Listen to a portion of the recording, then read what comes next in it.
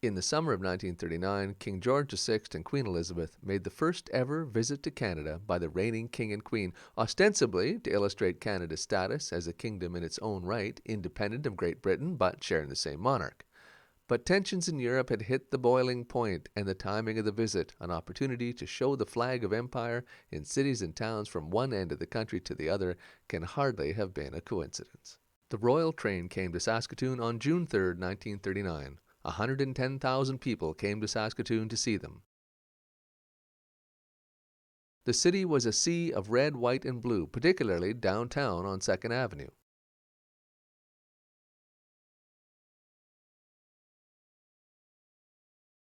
And here's the Eaton's building, now the public school board offices, all decorated for the visit. Back then, the cenotaph was still on 21st Street near 2nd, smack in the middle of the city's busiest roadway.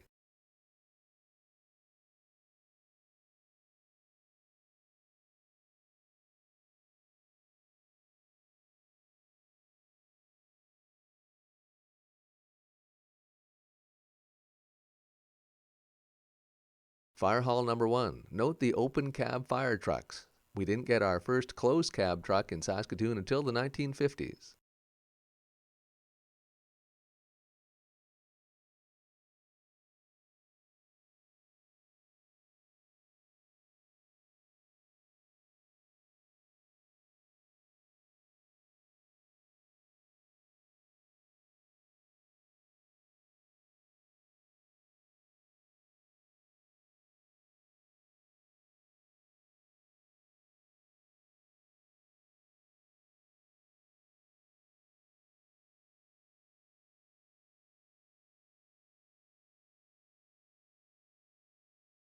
A dress rehearsal for the Living Flag. 700 local schoolgirls in red, white, and blue singing God Save the King and waving Union Jacks.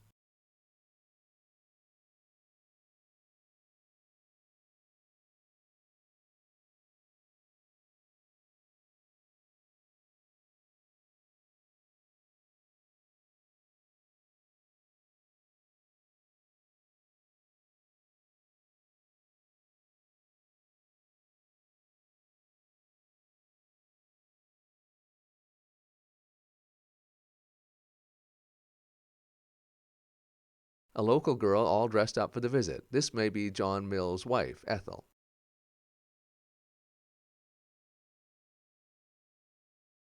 Indigenous people from Saskatoon area First Nations were also featured in the event, and thousands of school children were brought in from rural areas to line the route. Records at the City of Saskatoon Archives suggest it was a huge effort to organize and coordinate. King Edward School on 25th Street next to Kinsman Park, which appears to have been used as a marshalling area for the school children arriving in Saskatoon.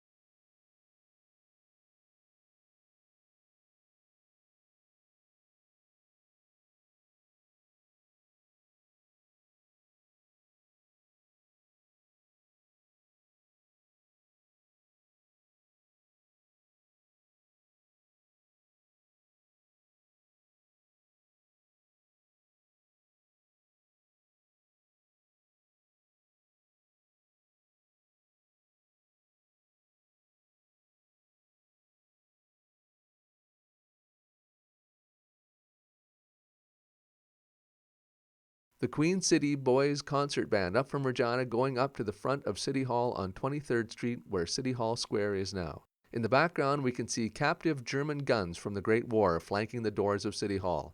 During the Second World War, these guns were melted down for their steel as part of the war effort.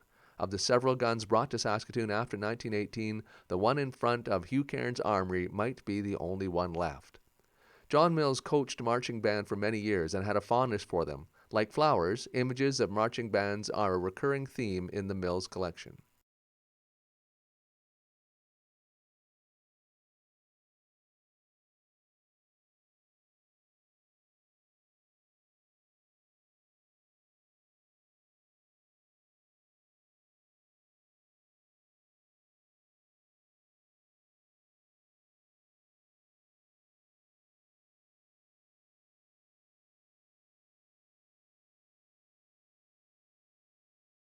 Across the University Bridge, the tour route went through the university's memorial gates, around the bowl, and back downtown. As you can see, the university looks quite different in 1939. For one thing, no university hospital.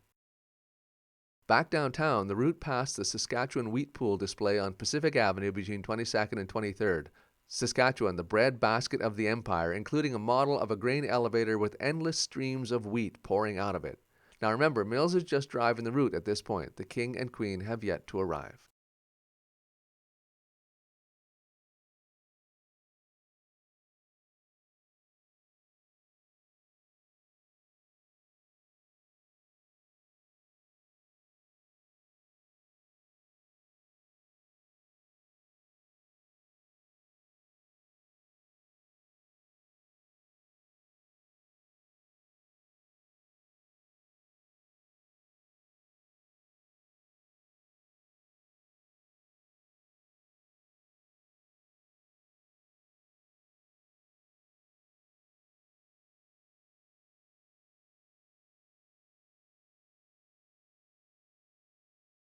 Finally, the royal train pulls in at 2:20 p.m. A special platform was set up just north of the train station in an open space next to the Massey Harris warehouse, about where 22nd Street is now.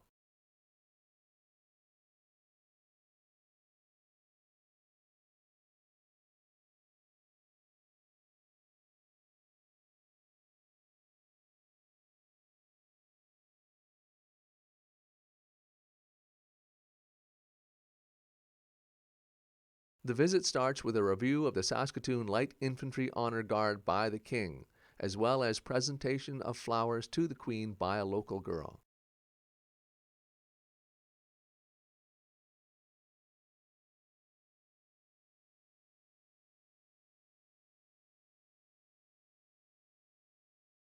Then it's hop in the car and off we go, an 11-mile trip through the city. The first major stop was the university, but the long way, past the Besborough, over the Broadway Bridge, and back up University Drive, where people have been lining up to watch.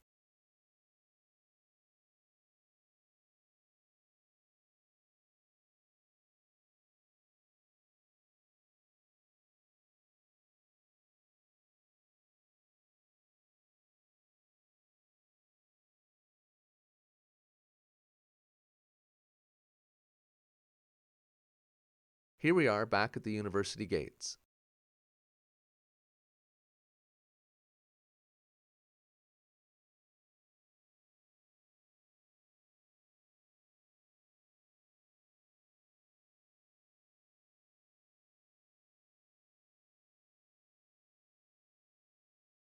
Here come the King and Queen up the driveway.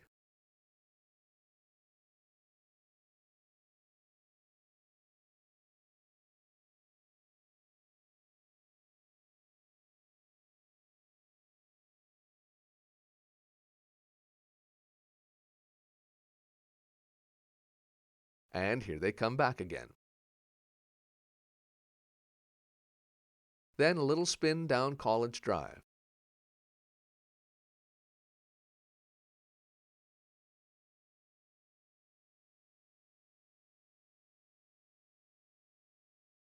Now we're back downtown. This takes us ahead to the very end of the tour. After the university, the royal couple drove all the way out to the Saskatoon Sanatorium on Avenue K South, where the patients lined the driveway in their cots to see them go by. On the way, the motorcade also passed an encampment of 1,000 First Nations people. And here's the living flag in action.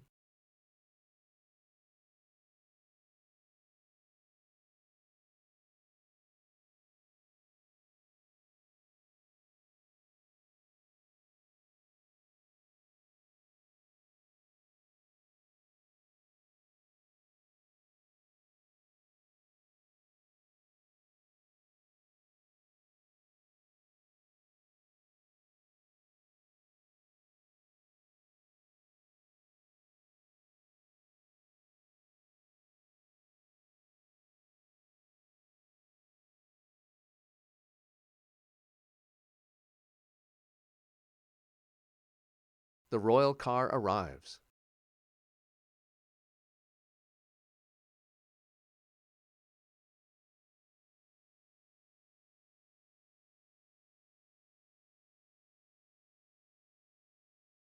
Now the King and Queen signed the city's visitors book.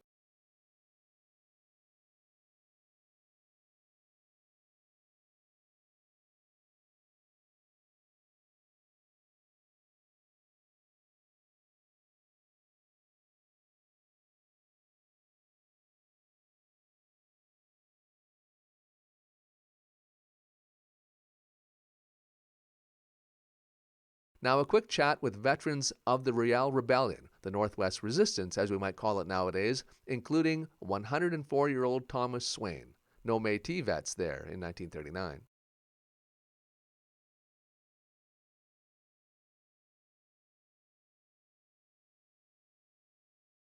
That's Mr. Swain on the left, the shorter gentleman, and the vaguely uncomfortable-looking fellow in the top hat is Saskatoon's Mayor, Carl Niederost.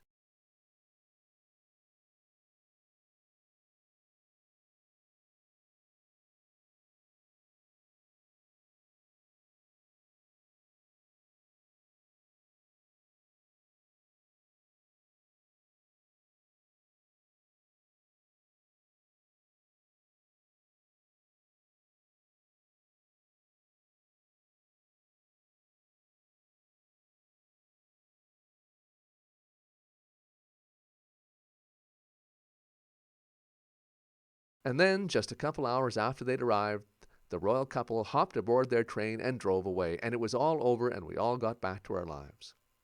J.S. Mills frequently had public showings of his films to help raise money for an overseas mission his church supported. Mills was a teacher, writer, photographer, lecturer, world traveler, and filmmaker. He sat on Saskatoon City Council for many years, including 7 terms as mayor in a political career spanning nearly 30 years, from 1925 to 1953. His papers, including dozens of 16mm films, can be found at the City of Saskatoon Archives.